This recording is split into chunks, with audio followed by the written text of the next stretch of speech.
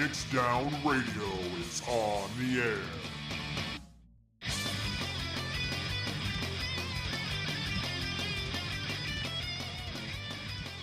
Welcome, everybody, to Phoenix Down Radio, episode number 204. My name is Klauss and Seyrr, and joining me is Seyrr Timono. Seyrr, how are you today? Pretty decent. Tomorrow technically starts Banned Books Week. It's a thing that libraries do to highlight attempts to ban books and a lot of the stuff. That's a lot of the things that people are trying to get taken out of libraries and schools and the like. I put up the display today because I don't get into work next week until Tuesday, and it's just something I really care a lot about. Very big on the intellectual freedom stuff. I was able to get almost every book on the top 10 list from 2023. Ooh. Almost all of which the reasons cited and challenges to them include they're way too queer. So it's not books about bands? It is not. Because I do like books about Beatles and, the Rolling Stones and... Yeah, no, if we could do a banned books week with just like all sorts of books, that would be lovely. I would love it if that was the position we were in. Right? Instead of having to talk about books that have been barred from or tried to be removed from our libraries because people are weird. Yeah. I will save a lot of the speechifying about it and just say that as devoted as I am to a lot of that intellectual freedom, free flow of information stuff, I take this week very seriously. So I had made up a good sized display for our library, put that up, saw a couple of the books had already been checked out before I left today. So that was really nice. Excellent. I just think it's fun. So, yes. I just think it's fun to now say that the people that are kind of pushing some of those types of things, we just call them weird now, and that we understand. It amazes me that lands so well. I love it. It's also weird, which in and of itself is, but it's like, what the heck, guys? How is that the thing that sets you off? It makes me smile every time. It does. I'm delighted by it. There's just also some amount of, okay, but what the heck? Still pleased, but what the heck? So what have you been up to in the past 6 weeks? Yes, I know. I said 6 weeks. I apologize for, the fact that we haven't had a podcast in a little while. Like I said, when we were supposed to have our last one, I wasn't feeling great. And then we had a scheduled missed show for while I was on vacation. And now here we're back again. But you miss one show and it just seems like, everything just keeps going, but we're just kind of stuck behind or something like that. You kind of miss out on a lot of things. And we did miss talking with you guys. So hopefully you guys enjoy the show tonight and the fact that we're back at it again. But what have you been up to? We've got plenty of nonsense. Let's see, I tried to close it a little bit. So last time I had just gotten back from Gen Con and I told you all about that. Mm-hmm. Honestly, not a whole lot else. A lot of it's just the usual day-to-day. The schools started back up, and so for the library, we've had lots of back-to-school events, lots of busy afternoons. The kids are mostly better behaved this year, though I did need to kick someone out twice for vaping in the bathroom this week. I just think it's kind of funny that, I'm just thinking about this. We basically missed half of summer. Oh, I mean, if you're going to take a break and laze around, summer's the time to do it. It is, but I don't like how hot it gets. I'm very warm-blooded, which is part of the reason why we're going back to the Renaissance Festival tomorrow, because it's supposed to be a balmy 67 degrees. Ooh, nice. Yes, Actually, I am very glad to this year be in a place that has proper air conditioning. That was an absolute misery in previous years. Absolutely. You got to stay comfortable because it's real important to your well-being, I think. Yep. But yeah, other than that, just a lot of the usual day-to-day. Stuff has felt somewhat samey, which not necessarily the worst thing. I mean, like the whole may you live in interesting times being a curse suggests that, stuff being a little boring from time to time, not the worst thing. No. But I mean, it is. I'm okay with a little bit of calm. It's also nice when fun things can happen too. Like we did actually have a really good time on our vacation. We went to Renfest over Labor Day weekend. Had a really great time. We brought our dog Ein, and he absolutely loved it there. The fact that we heard, oh my God, it's a corgi about 5,000 times was kind of fun. Excellent. And since it was a Ren Fair, I hope you got hopped up on mead properly. We didn't drink any mead this last time, but we're gonna be drinking mead tomorrow. There we go. It's not a proper Renaissance fair unless you have so much mead that you can't tell where your pants are anymore. Well, I mean, Please don't get kicked out of the Ren Fair. Who wears pants? I'm going in a kilt. Come on. Excellent. Also, please don't get kicked out. No, I don't plan on getting kicked out because it's not fun to get kicked out. But I ended up buying a quite jaunty hat. We discussed this during the pre-show. I have the manner in which you purchased it is jaunty. I am not 100% convinced the hat itself is jaunty. The hat is very jaunty. It is I would suppose you would call a Renaissance style top hat, and it has a like a Caribbean map etched into it, and it has a very nice feather. Victorian is not Renaissance. Well, I don't think it was Victorian. I guess that's why I said it was, more of that. It's of an older style. You're of an older style. Because I'm older than you. Are you being ageist right now? 100%. Okay, as long as we're clear shame on that. Yeah, 100%. This is what is happening. I'm making fun of you for being old. Get off of my lawn. Anyway. See, you're handing me the knife with which to stab you. You cannot blame me for this. It's a butter knife. My point stands. It's not very pointy. Which is weird because butter knife's not very pointy. Not very pointy. We then celebrated my girlfriend's birthday by getting matching tattoos of our dog. Yeah, that tracks. And that seems about right. Well, I mean, if you think about it, a lot of couples when they get their matching tattoos, they're going to be like names or something like that. We don't want to do that, so we figured we'd get something that means something to us. And our dog is pretty freaking amazing. If you've ever met him, he is just the cutest, sweetest little thing. So we got matching. And if you haven't, he's still a corgi. Yes. And that says something in and of itself. Yep. We got matching little corgi tattoos. I'll try and put pictures of those in the Discord server as well. Delightful. And then we went to see Weezer open up their 30th anniversary of the Blue Album tour.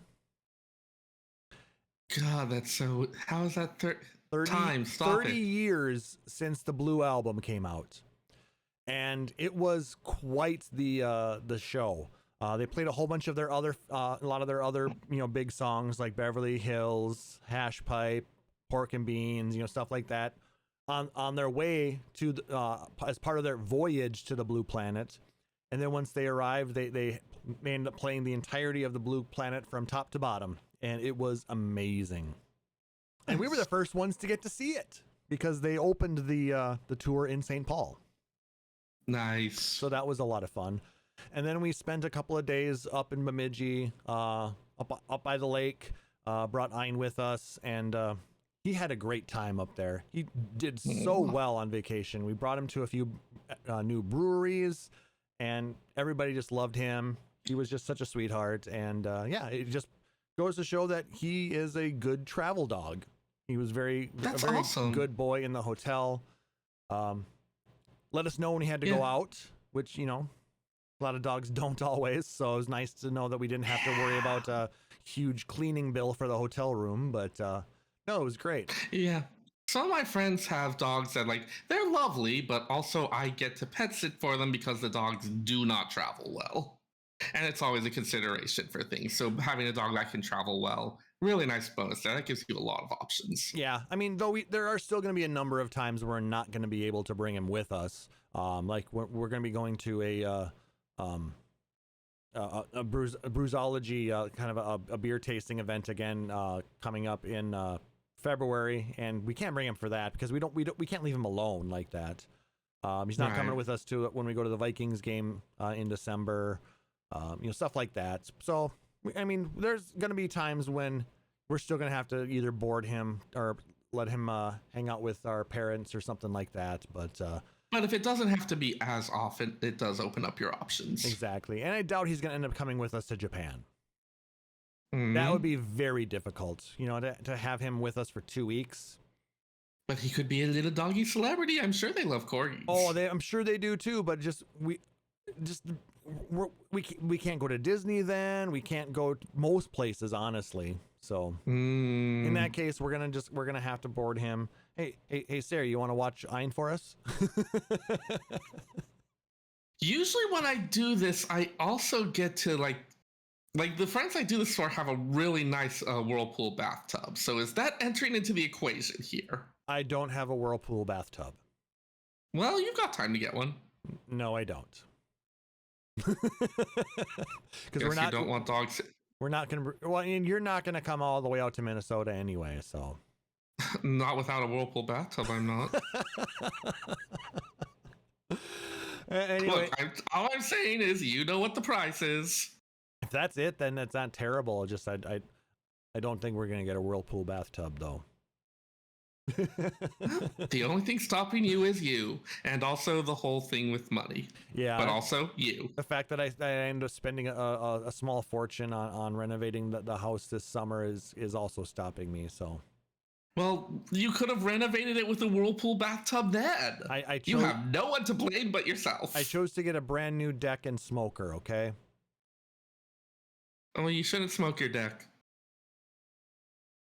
Anyway, thank you to our Patreon producers, Aurori and Ravenheart. We do appreciate all of your guys' support. If you want to support us as well, you can check us out at patreon.com/PhoenixDownRadio and check out the levels that we have for supporting us there. Let's go ahead and jump into some game and community news, shall we? So first off, we got Square Enix admits Final Fantasies 16 and 7 Rebirth profits did not meet our expectations. This comes from Wesley Yinpool at IGN.com. Let me copy and paste this, I suppose, so you guys can follow along.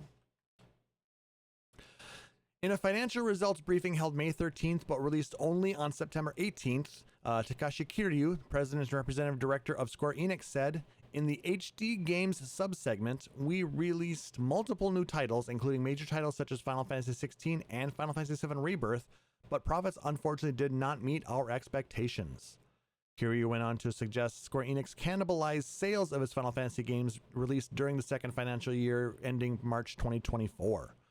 We recognize that issues remain in the digital entertainment segment, Kiryu admitted. The HD Games sub-segment failed to better its profitability, posting operating losses in every year of our previous medium-term plan. In addition to this, we did not manage our title portfolio across the company as well as we could have, which I believe resulted in opportunity losses due to the cannibalization between our own titles. Square Enix released Final Fantasy 16 in June 2023, then Final Fantasy 7 Rebirth just over a half year later in February 2024. 16 and 7 Rebirth both launched as PlayStation 5 exclusives, and while Square Enix has announced a sales figure for Final Fantasy 16, it has yet to do so for Final Fantasy 7 Rebirth, the second game in the coming trilogy of Final Fantasy 7 remakes. Yeah, that's rough. Like, especially the cannibalizing their own sales. I mean, I get it. The margins on these can be so thin. So if it's just something as basic as, oh, we released 2 games that the same players would want, and so they end up having to choose between them, like something like that can be the dividing line. Yeah, I mean, a lot of people, didn't choose between the two. I own both of them. I bought them both right away. I mean, collector's edition of one, and the digital collector's edition of the other. But I don't know what to say. Not everyone is as flush with cash. That's true. Especially it can also be that it did not meet expectations. So it might have been that even though they were getting sales, they just had expected it to be larger. It's been speculated that 7 Rebirth it sold less than what 7 Remake did by a significant margin. Oof. I mean, it's a great game. Hate to see it. It's a really great game, and but I still haven't played all the way through it yet. Neither have I. I actually took a break, probably about 2 months after it came out, I guess, because I wanted to was just a lot of other things going on. I actually haven't had a chance to get back to it yet. I mean, that's kind of thing. The whole there's too much to do. Well, I mean, if you think, well, Like okay. you've got the economy in terms of like what's the word? In terms of money, but there's also time economy. Exactly. And if you think about it, we're not necessarily what the market they're necessarily pushing for. They know they've got us. They know that we're going to end up buying these games eventually. But I mean, if you look at, we had 16, like I said, in June of last year. Yep. And then February of this year. talked about wanting to like grow it to include newer players and not just. Mm-hmm. So yeah. But then the fact that we also had Dawntrail in July of this year. So I mean, granted, it's not necessarily a part of their HD games subsegment because that's part of their MMO segment, which is I suppose they have them completely. Yeah, I do not know off. nearly enough about their business organization to actually usefully comment. I'm realizing, but fortunately, at least 14 is keeping the company awash in cash. I mean, there are millions of players right now, that purchased Dawntrail. That are continuing their sub every month, so they're doing okay there. But when you look at, and it's not just Square Enix that I think is. Go ahead. They've been getting DDoS hard recently. I do worry a little bit about that. That's probably not in and of itself going to be a whatever, but it's just been a thing that's been happening lately to a degree where WoW has also been experiencing some of that too. So it's not just. Kind of wonder what's going on with that. People are weird. I had seen speculation that there was a fairly large RMT ban, and like there was speculation that this was a revenge thing for that. But that's possible. No idea how much credence to actually lend to that. Anyway, what I was gonna say is this issue is not something that's only impacting Square Enix.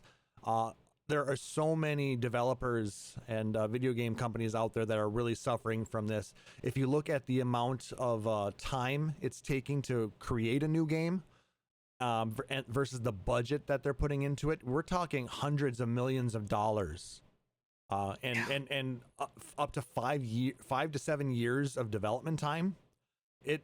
And they're trying to recoup that kind of money in just a few months. I mean, it's not like it's, blockbuster movies or anything like that.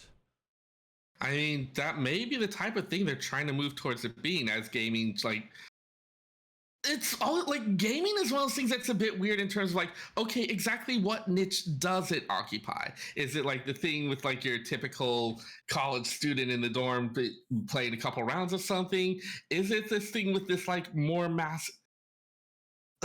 Gaming in general feels like it's still trying to figure out what it wants to be. And maybe this is some of the growing pains you get as a result of that. I don't know. Well, I know a lot of people have been speculating that developers are going to start having to reduce the scope of the video games that they produce to try and reduce the turnaround time from announcement to release, as well as reducing the budget that they have so they can recoup their expenses a lot faster and not have to worry about selling millions and millions and millions of copies right away in order to keep the studio profitable. Right. And it may be that we're moving out of a golden age or something. Well, yeah, I mean, everybody's kind of it's an odd time right now, I think, with the way everything is working. Yeah. We had so much time 4 years ago to do a lot more things. Well, that was forced on us because of situations. I'm about to say, so what you're saying is we need to start something that requires a global lockdown, because I'm not interested. I mean, if you look at it, 2020 was probably the golden age, or the biggest time of profits and happiness for a lot of these entertainment segments, including video games. Games like Final Fantasy VII Remake. If I don't have to leave the house, I will go with a lot of whatever you're saying here. I'm just saying. I mean, Final Fantasy VII Remake sold really well during that time. Animal Crossing. God, Animal Crossing came out with fucking perfect timing. even the new consoles were impossible to find and keep on the shelves because people were were buying these so they could, use them and play them at home to keep themselves entertained while they're waiting for, the world to not be over. To be fair, some of that was supply chain issues. Yes. That was also the set of years where a lot of people started learning about what the supply chain was. Yes, because a lot of what a fucking weird time. Yes. Like there was a lot going on. I don't know how much one can recreate varying amounts of that. True. Yeah, and also just to specify, neither one of us are economists. If I get to stay home, I don't mind people trying. And we're just speculating on things. We're just two guys talking about something we love, and so don't take. Phoenix Down Radio does not endorse starting global pandemics, unless seriously you can let me stay home for a bit. Talk to me after the show. Moving on. Future Final Fantasy games may release day and date on PC and consoles. This comes from Ian Harris from GamesRadar.com. Let's copy and paste this one for y'all. Final Fantasy XVI's long-awaited PC release date was set for September 17th, and the director behind the games reckons that it's possible and probably even likely that future entries in the series will launch on PC day one. Speaking of Games Radar, Hiroshi Takai reflects on the decision to launch Final Fantasy XVI's PC version out of step from the PS5 version and whether that's something we'll see going forward. Asked if future Final Fantasy games may see a day one release, Takai says, "I think it's possible, probably even likely," before adding, "That said, the team in charge of each project gets to decide its own policy, so this is just my personal opinion." Now, going to the story we discussed just above this, I think it is a good idea to open up the audience to as many people as possible. To make sure if you want to recoup your money, you need to sell it to as many people as possible. There's not a ton of PS5s out there. There's 40 million out there, but as you said, every team's going to have their own choice on it, but thinking about things like the difficulty or the easiness of building buzz, if it's something that everyone's playing, and just in general, that's another one that's kind of changed so much over time, the varying role between like PCs and consoles, how a lot of them have become not necessarily fully interchangeable, but there's a lot less daylight between the two. I know that, I'm at the point where it's like, okay, it used to be once a time, okay, a console is a thing that you play on a TV or possibly portable. No, now a TV is a monitor and a monitor is a TV, and the two are pretty much the same thing. And why would you even treat them differently? Yeah, I mean, that's kind of what Xbox has been doing. They're trying to get on as many screens as possible. It doesn't matter if you're playing from their Xbox Series X or if you're utilizing the streaming service that they have. They're trying to get little USB dongles or HDMI dongles you plug into your TV that turn it into an Xbox so you can play video games on it.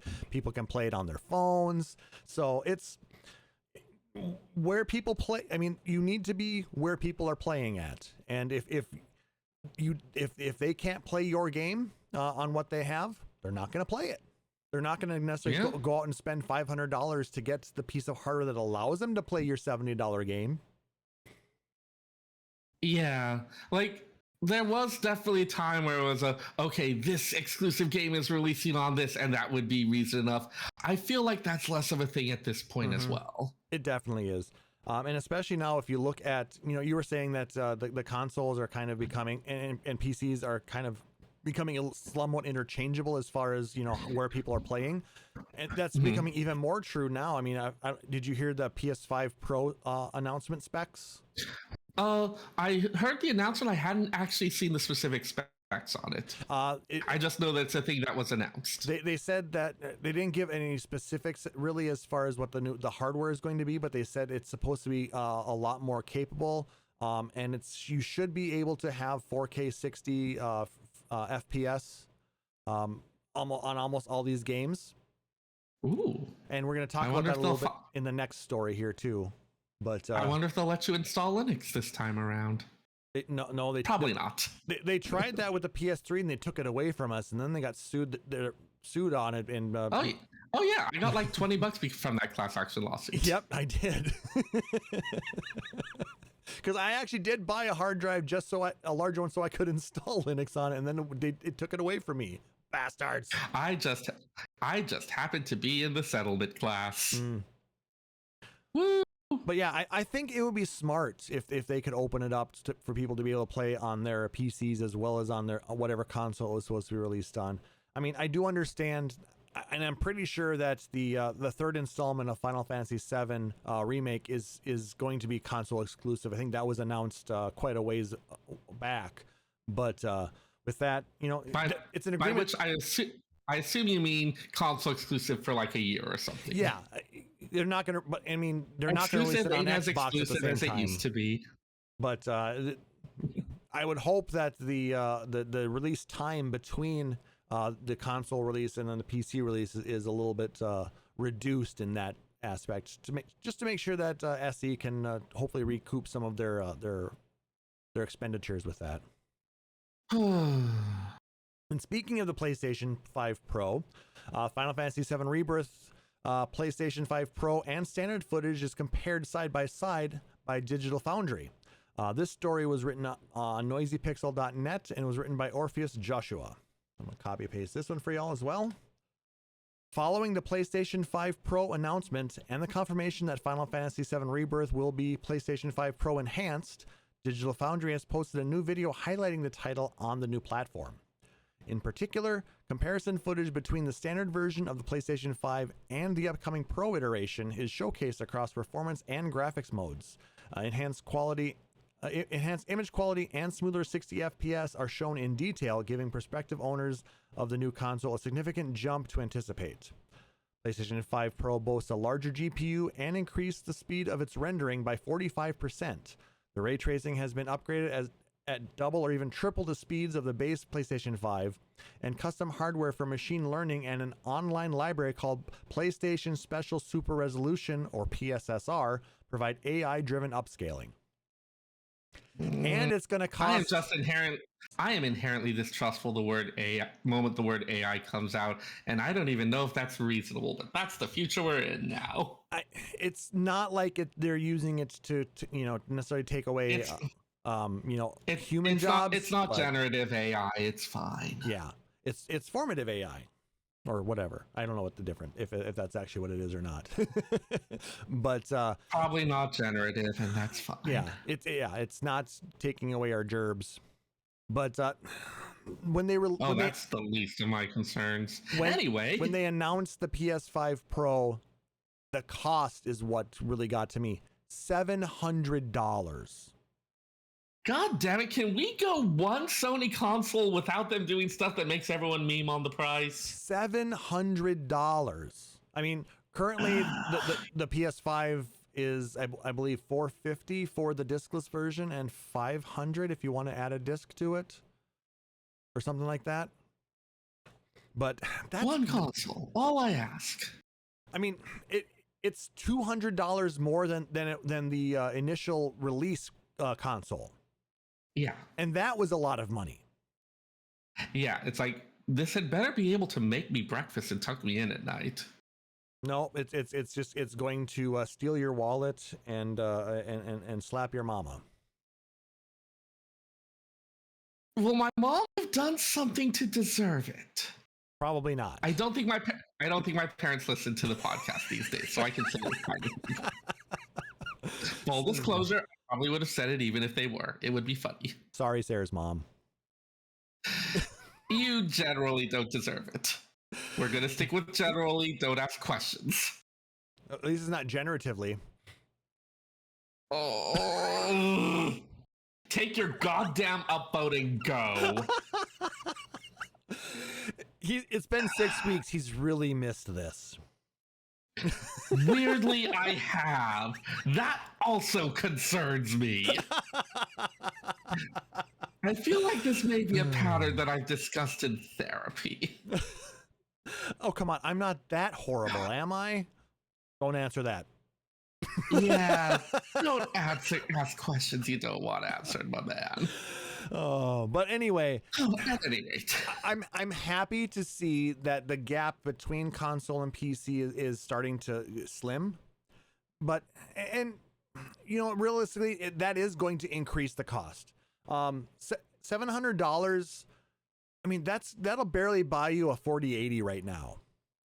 I mean, and it'd have to be a 4080 on sale or used or returned or something like that. yeah, how much of that is just that computer parts in general have gotten more expensive and this is being applied to? Yeah, I mean, I hadn't even thought about it that way. a quality PC that's going to be able to play 4K 60 is probably going to run you, say, between $2,000 and $2,300. So, I mean, there you're looking at about 3 times the cost of a PS5 Pro. But Plus, you're more likely to be able to bluff your work into covering it.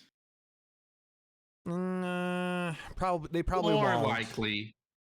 I mean, it is a lot. It's a multifunction machine at that point. It's basically it's a games machine that can also do spreadsheets.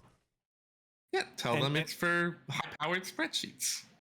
Well, I mean, in some cases, you might be able to get away with something like that. I mean, I will make enough rows in my Excel files to justify it. I mean, okay, I did end up when I went out to purchase my work laptop back in 2022, I did get the approval to get one with a 3080 in it. No, 3070 Nice. Ti. So, and 32 gigs of RAM. Yeah, try that with the PlayStation. Well, yeah. Actually, try that with the PlayStation. Let me know how it goes. Probably not great. I mean, probably not. You can put the 2 terabyte SSD in there, but I don't know how much memory. You can't really upgrade the memory on those. Oh, I was just talking about like convincing your work to do it. Oh, but also, yeah, to buy me a PS5 Pro for spreadsheets. I don't think they're going to go for that. I don't think they're going to believe that my PlayStation 5 Pro is going to be for spreadsheets. Someone needs to do the world a favor and create a company that puts productivity software out for Xbox and PlayStation. Actually, that's not a stupid idea. Their entire business model is getting payoffs from hardware companies who see increased business. If you could convince Microsoft to create an operating system and productivity software that works with the PlayStation 5 and the Xbox, it's Microsoft. Have them put Word on Xbox. It could be really weird, but it could also be an interesting way to be able to do that. Oh no, something really weird. That's never been a part of my brand since time eternal. Yeah. Okay, this is actually a terrible idea and no one should do it, but it amuses me to think about. I don't think it's that terrible of an idea. Oh God, it must be bad. It's fooling others. All right. Okay, so anyway. At least it's entertaining to Aurori. Excellent. All right. Glad I could amuse you, Aurori. All right. Next. I'm really glad I could amuse you, Aurori. All right. Our next story comes from GamesRadar.com. Steam users give Final Fantasy XVI a very positive rating after 900 plus reviews, but suggests you don't play the game without installing a very specific mod. This comes from Ian Harris, and let's go ahead and copy and paste this one. A day after Final Fantasy XVI's launch on Steam, it looks like the PC port has largely avoided the fate that befell the coldly received 7 remake and Forspoken PC efforts.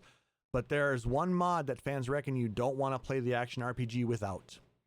At the time of writing, Final Fantasy XVI is sitting on a very positive Steam score after more than 900 reviews. Like PS5 fans, PC players vibe with the more combo-heavy combat, cinematic spectacle, and composer Masayoshi Soken's thumping soundtrack. Some are having issues with performance depending on their rigs, though most seem to be getting along okay. One of the more consistent mentions in the Steam reviews, though, is that you'll want to play this one with the simply named FFXIV Fix mod. The mod itself comes with several quality of life tweaks, but the staples include ultra-wide support, an uncapped frame rate in cutscenes, and the ability to adjust gameplay field of view. Some of the Final Fantasy 16's more negative Steam review question why we didn't get this from Word Go, but as ever, fans have stepped in to provide. Now, I can definitely understand this. I did play the demo on my PC, and the fact that I couldn't get ultra-wide support kind of pissed me off. Yeah. Like, I know that oftentimes there is a reason for a lot of the more inexplicable decisions, but then also it does seem some ones where it's just like this one feels like such a gimme. Why not? I don't get it, man. The fact that, ultra wide monitors are becoming a lot more common out there, and you can get them for a really good price. I mean, I think I got these for less than $350 each.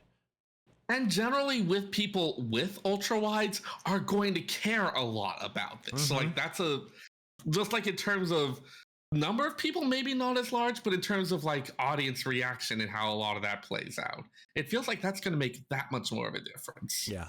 And I will say it didn't play bad on my system. I've got a 3090, 5900X, 64 gigs of RAM. It's still a well-spec'd machine. It's not top of the line anymore, but it was able to handle most of the stuff. But I did notice a couple of times where it chugged a little bit.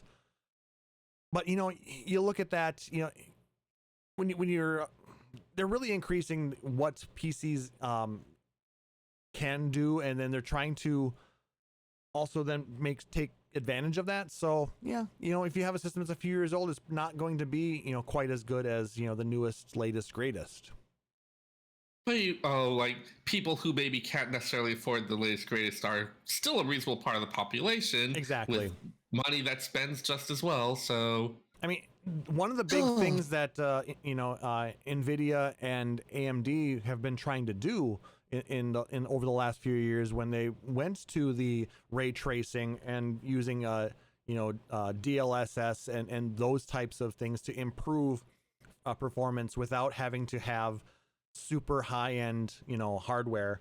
You just had to have a specific type of hardware, like a 20, 30, or 40 series GPU, so you could get a little bit better performance without having to spend $1,500 on your graphics card, like some of us did.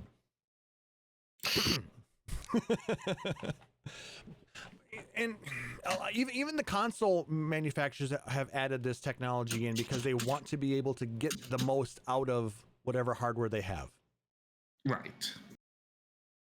So yeah, I mean, I'm glad to see that the fans were able to come up with something to help with that. So, I mean, I don't plan. And actually, like that is something that's just kind of nice about the PC version. Like, is that a benefit of having these earlier PC launches?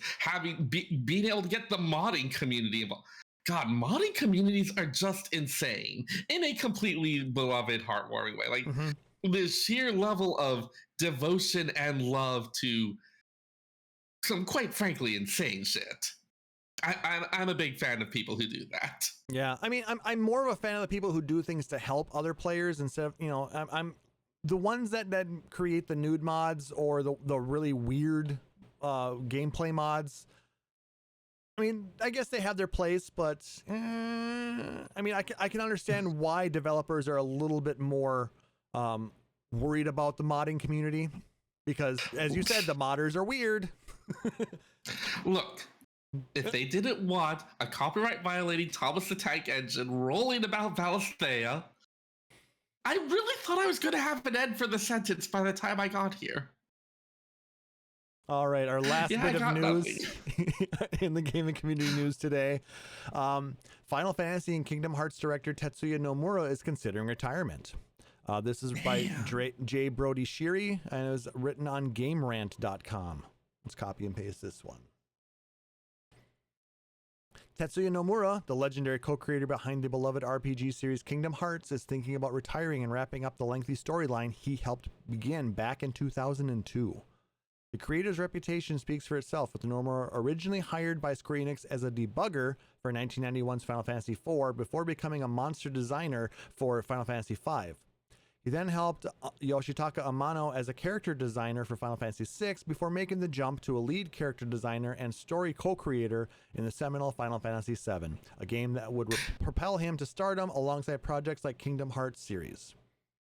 it is kind of wild to look at play through some of the old games, watch those credits roll, and be like, that can't be the same Nomura. That is the same Nomura. That is the same Nomura. The original Kingdom Hearts was Tetsuya Nomura's first director role, combining the worlds and characters of Disney properties and the Final Fantasy series into a dimension-crossing epic that told the story of a young boy named Sora as he journeyed to reunite with his friends and defeat the forces of darkness. This tale will be told across 2 mainline Kingdom Hearts sequels and multiple spin-offs, all with Nomura at the helm alongside fellow Square Enix alumni Shinji Hashimoto. Though 2019's Kingdom Hearts 3 served as the finale to the Dark Secret saga that began in the first game, Sora's saga is set to continue in the upcoming Kingdom Hearts 4. Nomura's recent statement seems to contradict some of Square Enix's claims of Kingdom Hearts 4 making the start of a brand new storyline dubbed Lost Master Arc, though Nomura might pass the torch to someone else if he does decide to retire soon.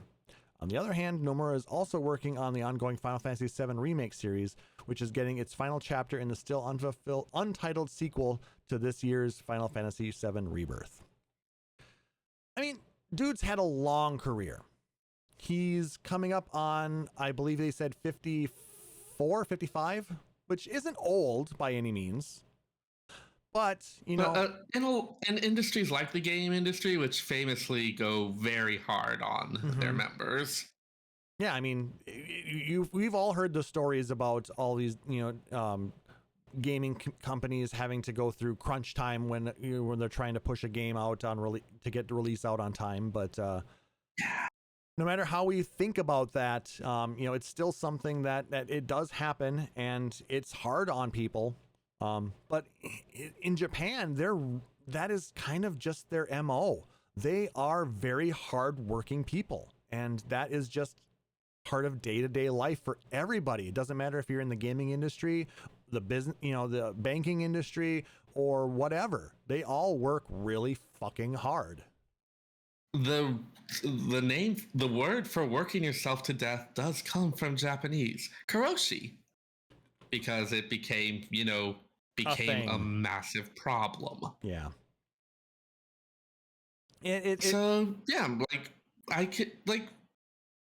I appreciate that he is recognizing that he might be at the end of what is safe and sane for him, and that he's ready to take some time for himself.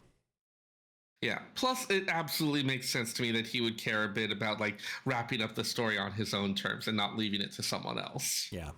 I mean, since the arc, basically finished in Kingdom Hearts 3 and that they're going to be starting a new storyline, I mean, does it make sense that this is the time that he bows out and hands it over to his to the person he was working with for so long, Shinji Hashimoto?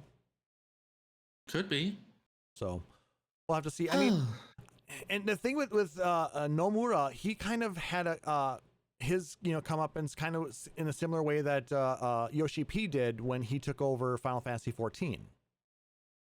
He became a rock star as soon as that game, was turned around. Yeah. You have this big kind of career defining work. And it landed him not only a director's seat, on the board of directors, but now he also got to, run and kind of be in charge of Final Fantasy 16 as well. And then potentially 17. Plus so many memes about belts.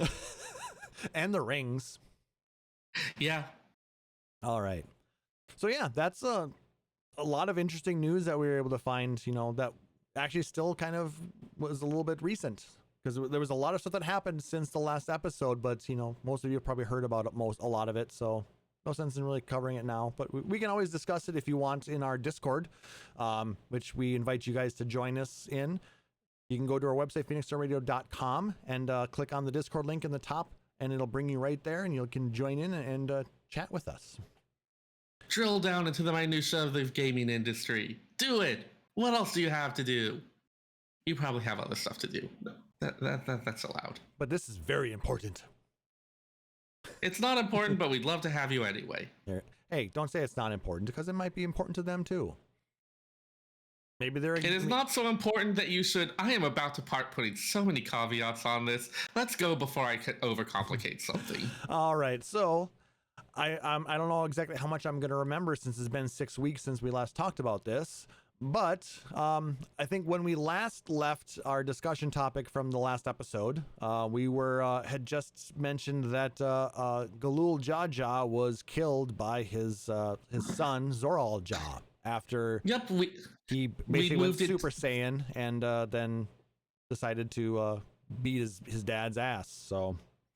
Yep, we kind of moved into the back nine of the story here with the trip into Dawntrail, the appearance of the Thunderdome, the emergence of Zoral Ja's forces, the quite frankly complete defeat of Tuliol and Zoral Ja's. Like when you've got the Armada on your doorstep, floating in air, killing people in the streets, like they've won. Yeah. But so we had Zoral Ja finally getting to carry out what he had wanted to do so badly during the trials and defeating his father with this amazing empowerment of unknown magic or technology or something. It's the point where we moved it back to Shaloni for entire sequence, kind of bringing everyone together, having all these different factions. It's a thing that you see several times throughout the series, like just this idea of like teamwork of these different factions working together, everyone coming together. This one I know has been a little bit more controversial because you've got that gorgeous theme Smile being used as this montage for this, which felt a little off to a lot of players.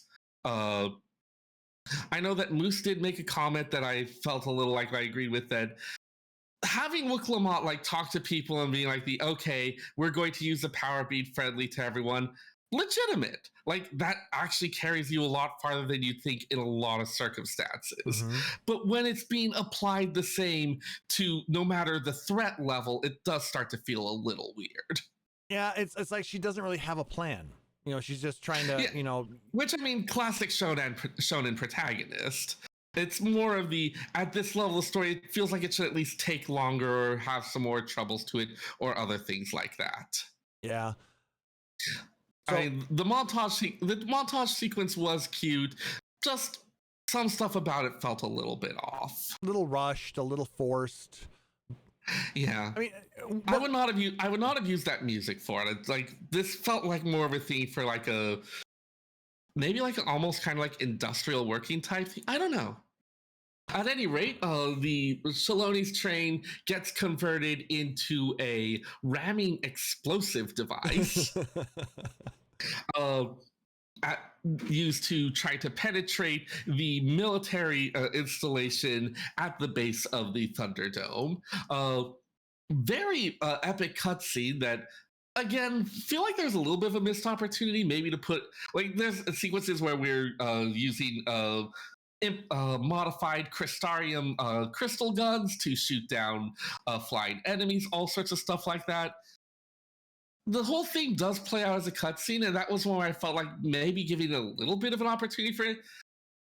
I don't know if a minigame would have necessarily been appropriate, but I felt like there could have been something there. Yeah, it would have been nice to have it a little bit more interactive than it was, but... Yeah. I mean... but so you do it is still a really awesome cutscene. Grahatia busting out a lot of his... One thing I would point out, like, Grahatia is often the source for a lot of the really classic Final Fantasy magics that you wouldn't see elsewhere. Like, he's the way to bring them in, culminating in a full-on vanish on the train.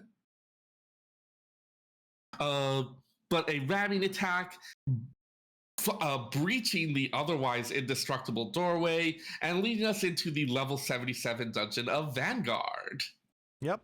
Which is... I have run Vanguard so many times, mostly for the glams.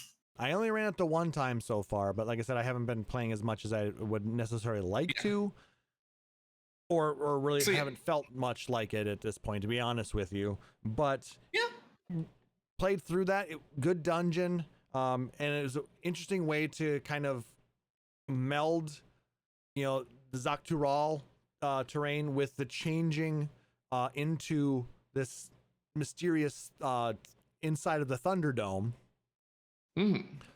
And then you got lots of stuff made out of curious substances. Strangely, that to the players can recognize as, okay, these are technological enemies, have a bit more of idea going on here. But again, something that just we'd already seen a bit of this with Zeral Jaw's armor with the warriors, so we get a bit more of, okay, here's this strange technological stuff, this kind of really alien power to it. Okay, I just thought of this. Is it just me, or does some of the design of these soldiers and this technology kind of remind you of the S-Star in Final Fantasy VIII? Yeah, no, there's a similar kind of thing. You've got these sort of faceless soldiers. With the S-Star ones, there was stuff that suggested that some of them were actually mechanized soldiers. And there's a suggestion that Vanguard, the enemies we fight there, don't actually include that many living enemies.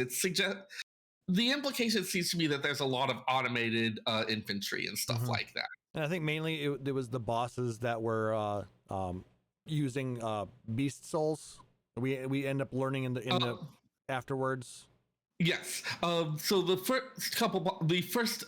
mini bosses are again machines. You've got the rider type one, and then you also have which was not exactly like. I'm sidetracking a lot of things, but so the armor, of course, like I haven't seen that a lot of lives, especially the casting and healing sets, which have that kind of hoodie look. There's a lot of stuff that has kind of a streetwear vibe to it. A lot of that much more modern, holographic strips, other things like that. So again, very big departure from the types of things we've seen before. But yeah, that and making it through Vanguard brings us into what was once Yassulani, is now under the name Heritage Found. There are people who refer to the name Heritage Found in game, but I don't know if it was ever actually given an explanation as to why it's called that. It might have been in one of the side quests that I hadn't finished, but I don't know that there was ever actually a reason given for it. I'm just digging in a little bit here, and I don't know if I see anything about that either. What we end up discovering that the people there are calling it is Alexandria. Yeah. We get a lot of first some exploration of just very confused, strange landscape. Erenville, this of course being his homeland, and so he's very concerned about what has happened to it. Yeah, it looks nothing like what he remembers as a child. Yep. Long abandoned villages. We eventually meet a strange woman who identifies herself as Sphene. Offers to give us tours of the area. We do make it to a farming village of sorts. There's a fair amount of just kind of discovering what's happened here, getting the info that much like we had seen previously, that certain types of distortions can create temporal ones, and that in this particular case, there's been a 30-year gap between when the dome formed and the present. Like outside, it's been a matter of a few days, maybe a week, but a few days at most. Inside, 30 years have gone by. Which is quite crazy. Wuklamat's former handmaid was on the last train that made it successfully up to how do you pronounce that again? Yassulani. And then a little bit later on, after we breach the bubble, we find out that she is very, very old and about to die. Yeah. Go ahead. Wuklamat saw her a week ago. Yeah. So there's definitely a lot more to kind of emphasize this really alien aspect. Even this thing like people who were like just a part. Yeah. I hadn't expected them to use the time shifting aspect again in this way. It comes up in lots of little ways. You have like the hot mark quest with like the very level hunt bills, making reference to one of the hunters who had been in the area, now an old woman who has started training up the hunters herself. Like lots there's lots of little extra aspects that they're using and different things in it. So it doesn't feel like it's just there as like a cheap plot game. It feels like something that they're saying, okay, we're going to lead into this, look at what's going on with it. It did not feel cheaply used, which is always something that I worry about with time travel aspects. But what ended up happening is, Zoral Ja has been in this bubble for 30 years, even though it's only been a few days since his sister and brother took over as the new Dawn servants. But he, ended up stealing the key, going in and making, a connection with the inhabitants of this golden city, who then created this bubble. He ended up taking over rule with Sphene, who we met as we entered, and used all of this to try and basically take back what he feels was his to begin with. Yeah, Sphene throughout is making lots of cryptic references. There's a lot of stuff that's like okay, it feels like maybe this is the standard secretly villainous, but there's some stuff that isn't quite fitting with the playbook on it. And so Sphene was one where it's like, you're probably the bad guy, but stuff is a little weird about how it's going about here. So we're going to just stick around and we'll gather information from you and take as much and get as much as we can before making our determination.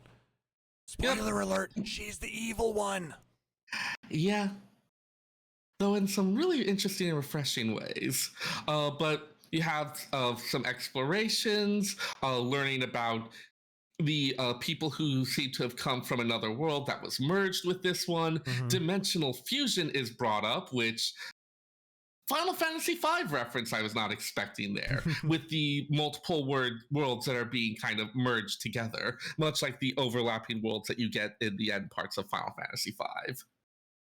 So surprise, it's also between Cryl and this, it's secretly an FF5 expansion.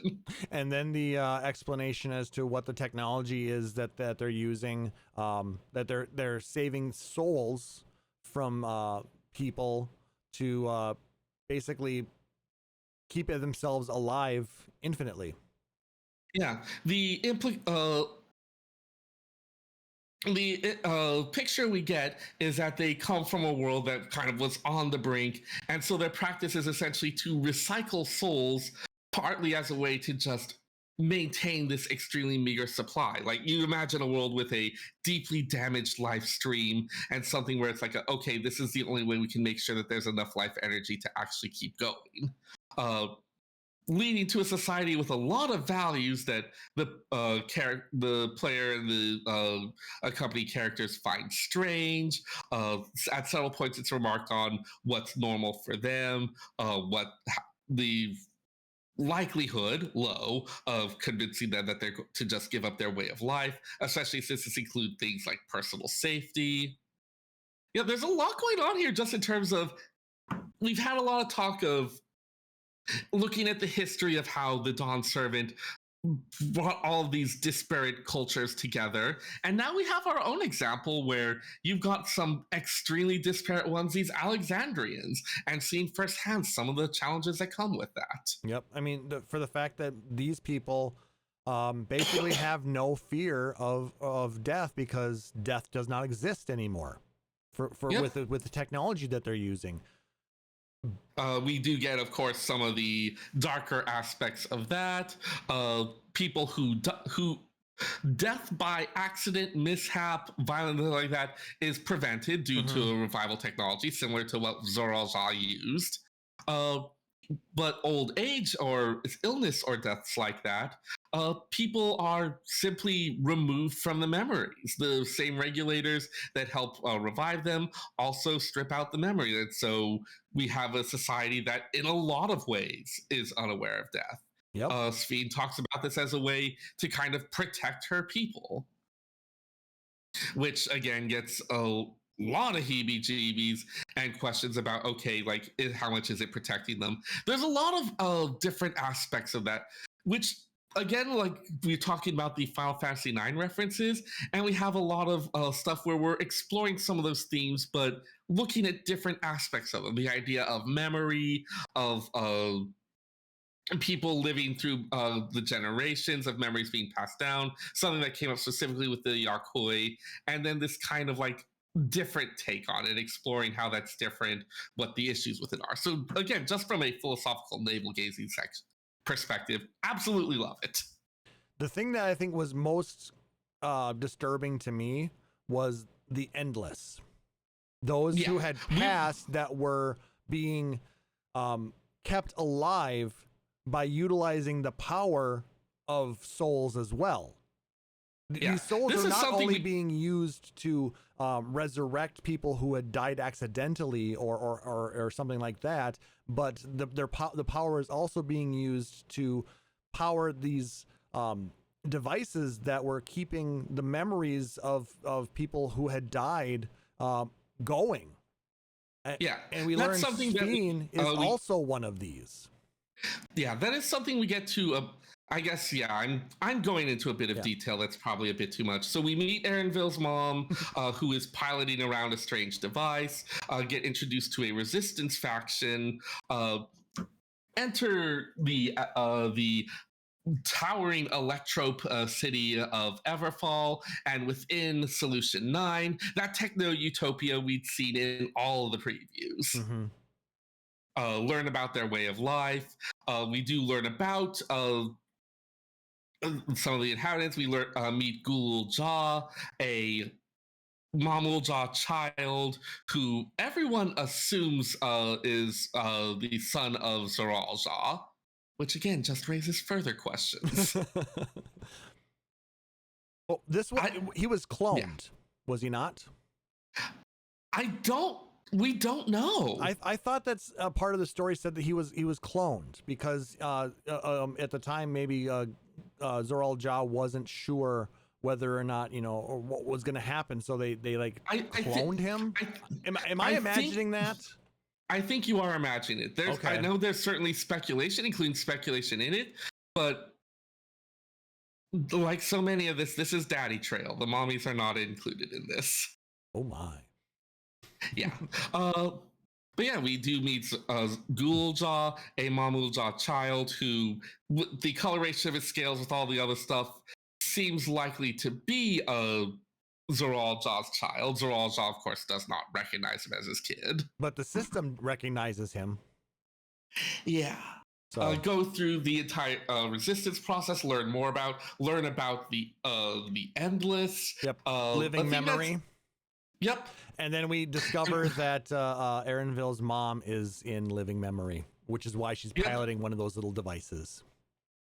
And as we prepare to challenge Zoral Jah, call him out, further attacks revelations, Sphene becoming extremely upset that Zoral Jah is going back on what he had promised. In the process, Sphene admitting full well that yes, she knew that her duty is to the people of Alexandria, that she has at her core this drive to protect the people of Alexandria. So protecting them emotionally by protecting them from all the stuff of death.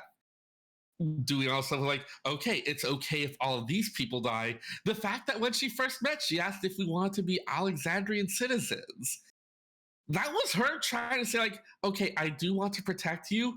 My particular drive, my particular thing that I run under, you need to be an Alexandrian because Alexandrians get the protection and everyone else can.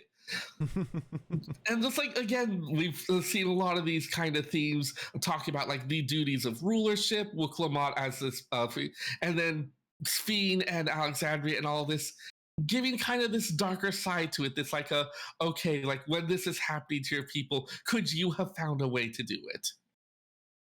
So definitely there's some stuff where I feel like, okay, I don't necessarily know how well they landed it. Again, the fact where like Wuklamot can talk to people just as easily for these much more complex problems, but the ideas they're trying to explore are really interesting, and I do give them credit for that. I do feel like they aimed high, even if it didn't always land. I did also kind of thought it was quite interesting that they end up saying that Kryl came from here. Yes. Someone recognizes Kryl's earring as a storage device for data. They're eventually able to work out that the data it stores is the code that would normally be used to run that gate to the Golden City, suggesting very strongly that Kryl is somehow involved with it, that the vision that was seen of Lalafell bringing someone back through that was Kryl's parents. Yeah, in all of this, we learned that Kryl did actually come from this other world. And then the fact that as we're going through the quest in living memory to shut down all of the nodes to prevent Sphene from taking over and basically killing everybody on the outside of the bubble, we meet Kryl's parents. Yeah, we do have the fight against Zoral Ja. Some, again, difficult and touching moments as we do see him fight, like, Ghoul Ja asking to be accepted, and Zoral Ja saying that he had nothing to give him, and so like what kind of father could he be? Really sad and pitiful. This man who was like had this potential, but because everyone expected so much of him, got caught up in his own believing that he had nothing. Like, dude was able to fucking tame an alpaca. Dude did not have nothing, but Sorry. And certainly doesn't excuse any of the stuff he did. No, I mean, it's another thing. There are a lot of people like that too. Yeah, it's a Final Fantasy game. Everyone's got to be tragic. I'm not wrong. No, you're not. But I mean, it's realistic. It does kind of resonate because there are people that do think that that they're destined for this, that, or the other thing. They don't get it, and they now believe that they are they're being persecuted and don't have anything, so they fight tooth and nail to try and reclaim what is theirs.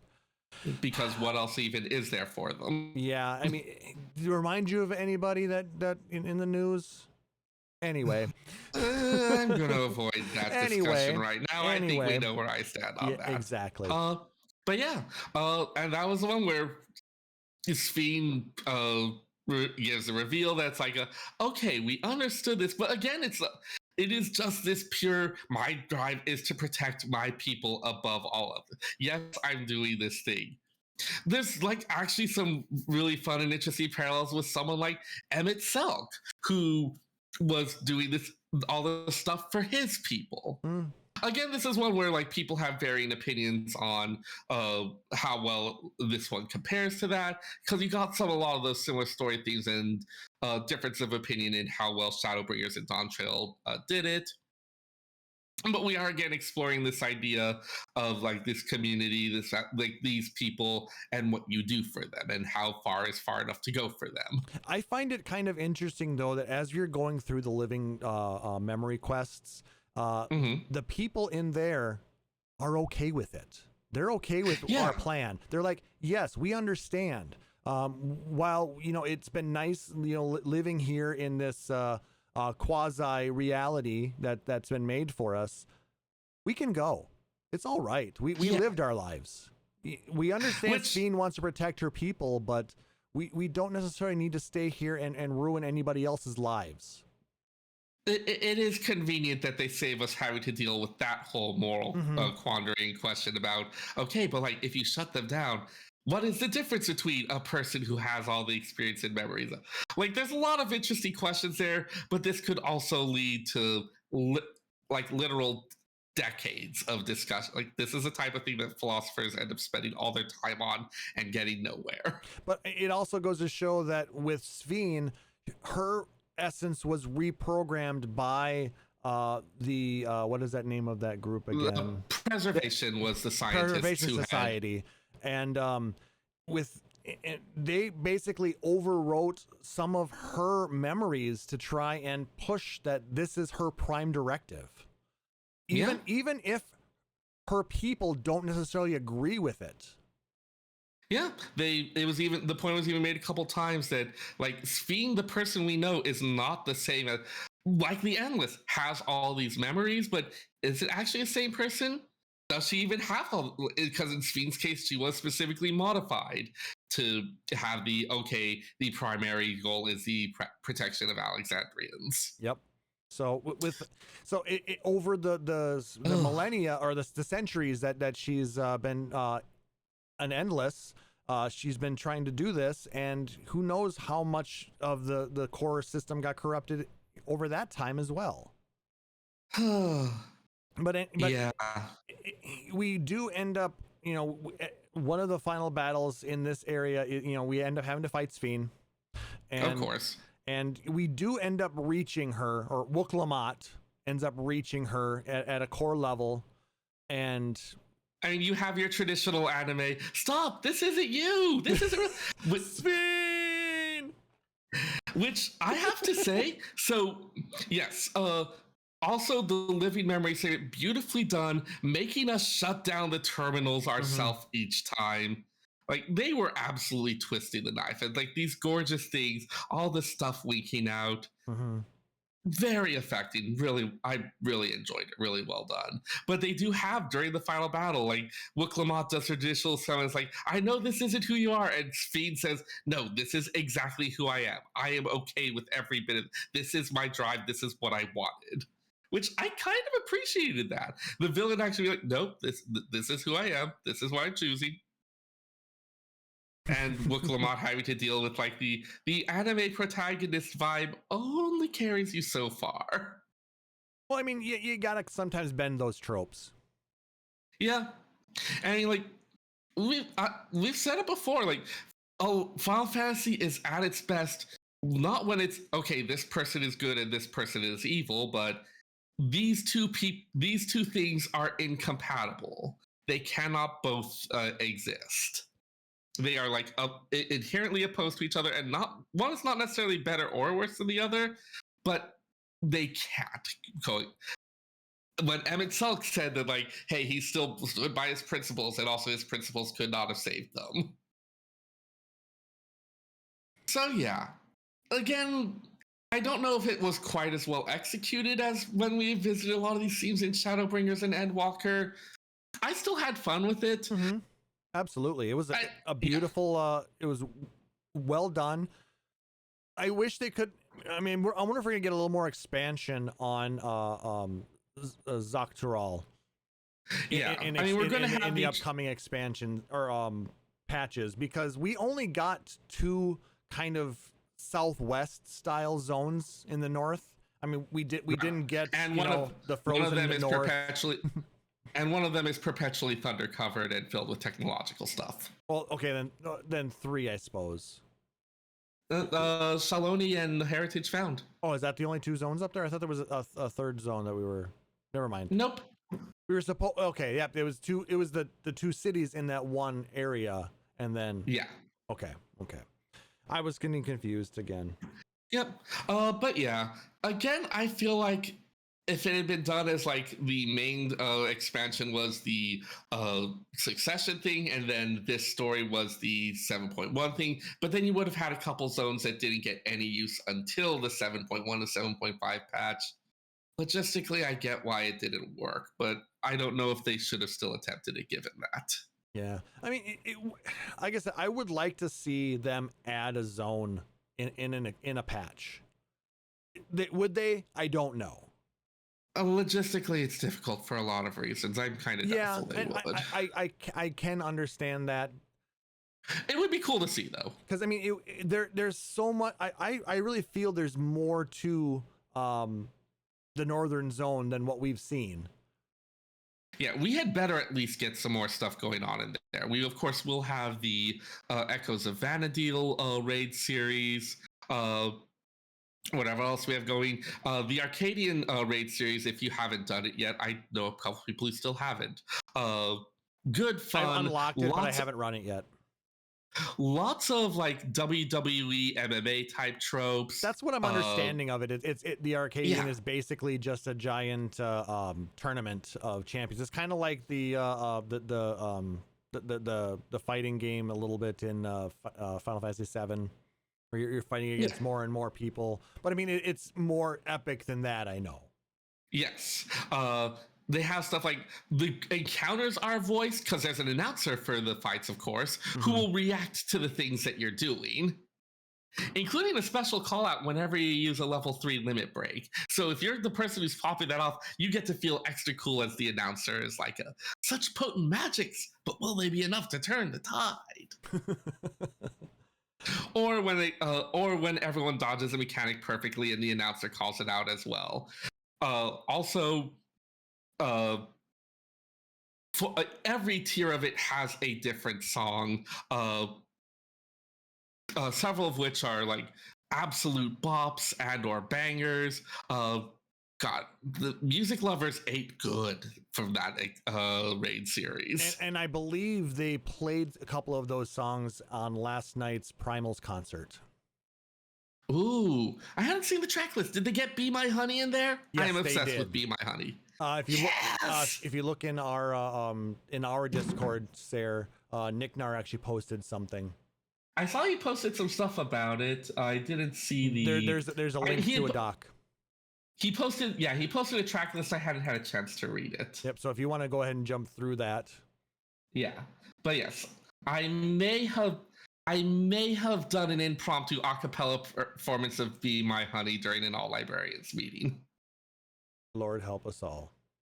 They seemed to enjoy it. But yes, the track list, they had there we go. Be My Honey. They had and Give It All. Yep. Yes, Be My Honey and Give It All. Give It All is the one that's used for the 4th tier, and Spender was saying that there are two kinds of people, the kind who have the 2nd tier song stuck in their head and the kind who have the 4th tier song stuck in their head. It is also quite good. In terms of just like musical storytelling and the themes in it, it's probably the better one. Be My Honey is just a candy bop, and you know how I am about that kind of thing. Yeah, you're kind of a sucker for that. So, what are your thoughts then overall on Dawntrail? Overall, I feel like not perfect. There's some stuff I feel like could have been done better, some stuff that didn't quite land. Some of it where it was like the individual parts were fun. I did enjoy myself. I feel like as a whole, it didn't quite land. But I did still have fun with it. I still enjoyed myself. Yeah, also, Ishikawa's work is hard to follow up. Like, I do not envy the people who have to follow up her work. Yeah, if this was in a vacuum, if it was not given what if it was not what we'd come to expect from this series, I'd have been like, yeah, if this was a WoW expansion, I would be like, yeah, this is good, this is fine. As a Final Fantasy XI one, I think I have come to expect a little more, so. You mean 14? It was fun. Yes, 14. God, where is my head today? So it was fun. I enjoyed myself. Some stuff didn't quite land, but overall, not the worst thing. Yeah, I enjoyed it. I guess it wasn't my favorite of the expansions that we've gotten. It wasn't the worst one, I will say that. Mm-hmm. This one might dethrone Stormblood in terms of how we're going.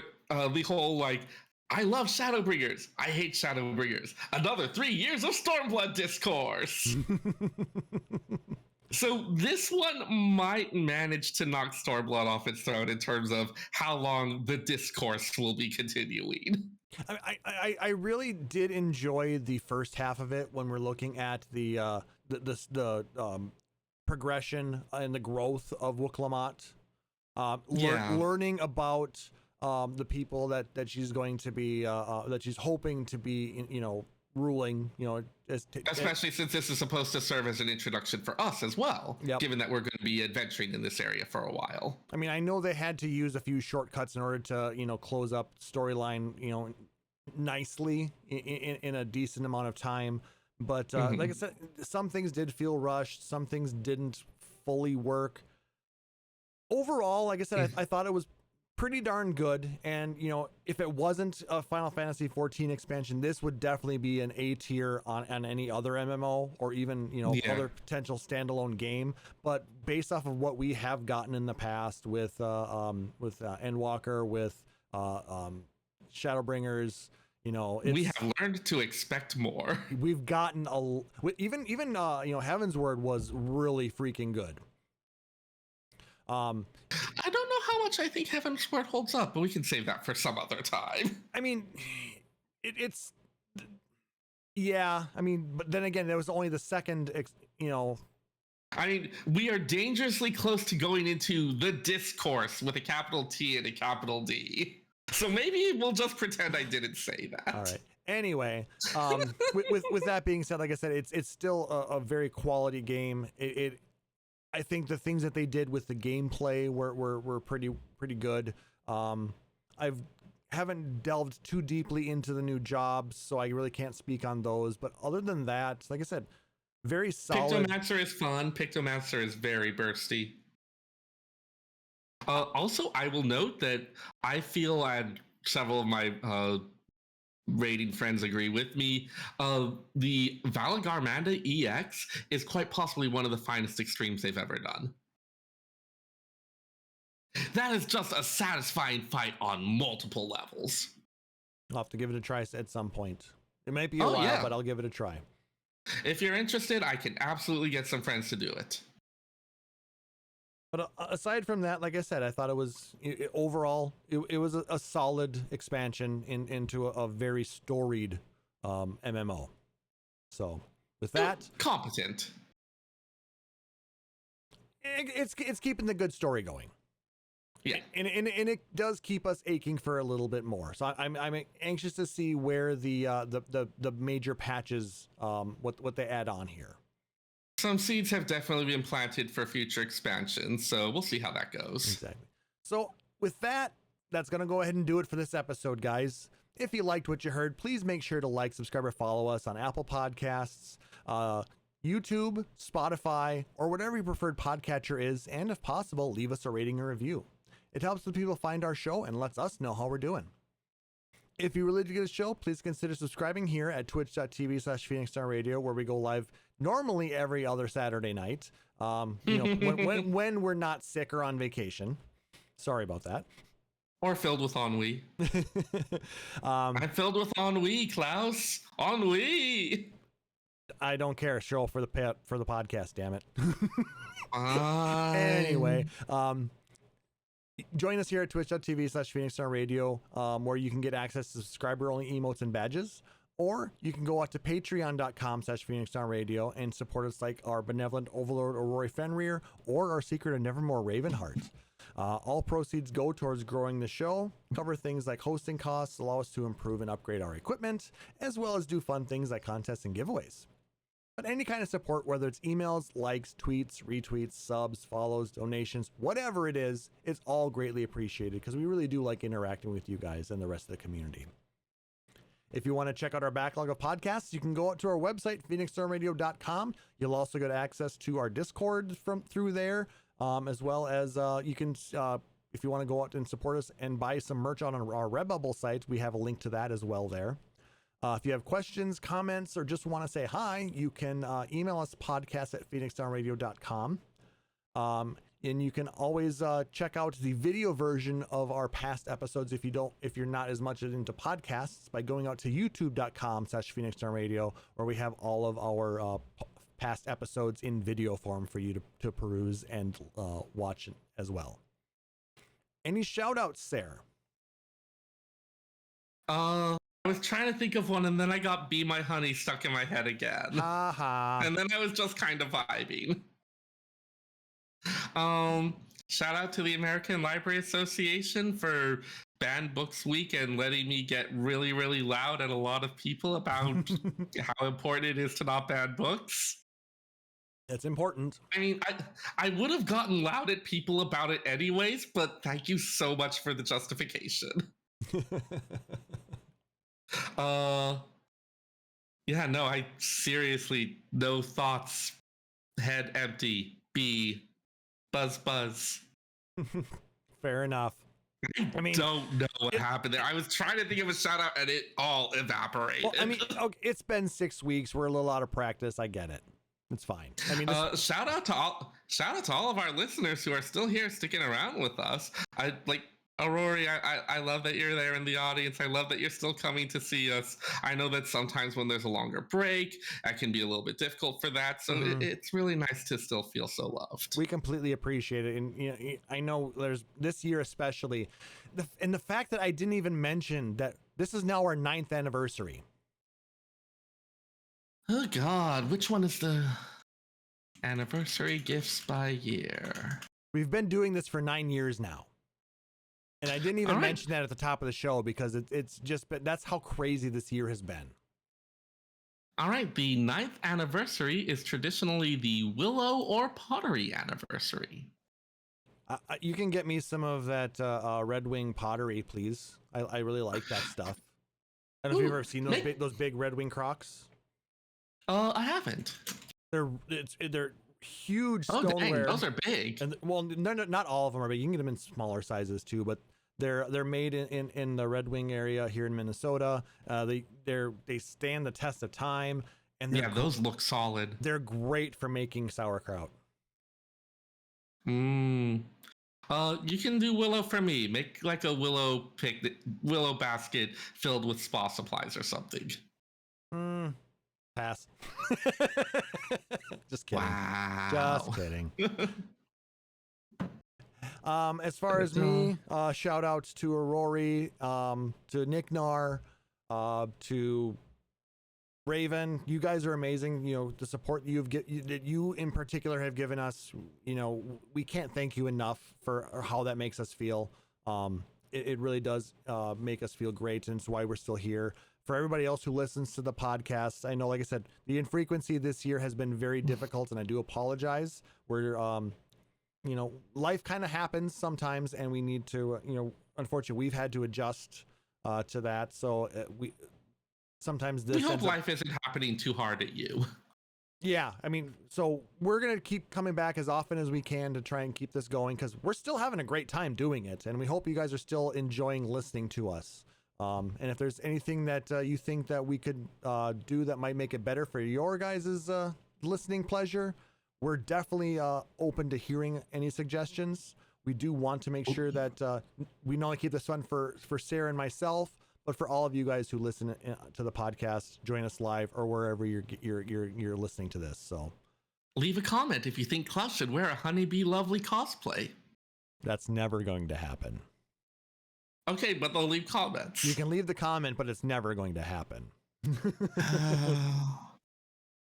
But yeah, come join us in our Discord. That's the best place to be a part of us, a part of our little group of people here. We do have a really great group of people that frequent it and having a great time running it and having fun with all of you guys. So, yeah. For my co-host Seyrr Timono and you know, for all you guys listening, I'm Klauss Nightbringer, wishing everybody a wonderful evening. Thank you so much for joining us. We'll catch you in the next one. Take care. Phoenix Down Radio is a production of PhoenixDownRadio.com and Illusion Productions. Final Fantasy XIV and Eorzea are trademarks of Square Enix. In-game content for Phoenix Down Radio is the copyright of Square Enix. Open music for Phoenix Down Radio is provided by Guilty Gear Rock You. Check out the Metal Chocobo theme cover and many other music videos at youtube.com/Guilty Gear Rock You. Closing music for this episode is provided by Guitar Wanker 90. Please check out their full version of Matoya's Cave and other rock video game covers at youtube.com/Guitar Wanker 90. The views and opinions expressed in this episode are those of Phoenix Down Radio and its hosts and do not reflect the views of Square Enix.